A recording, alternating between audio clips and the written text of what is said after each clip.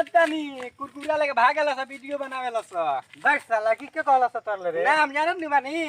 जान गेलो हम। काहे गलती लेके भागे दीता। दे साला दे।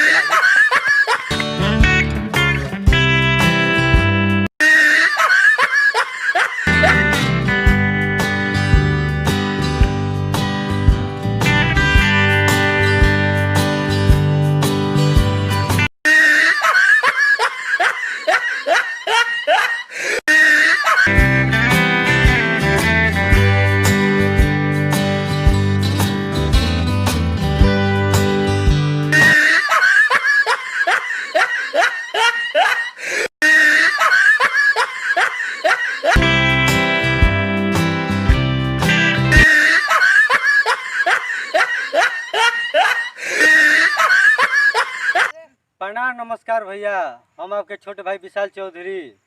रोआ सबे खातिर लाइल बनी कॉमेडी।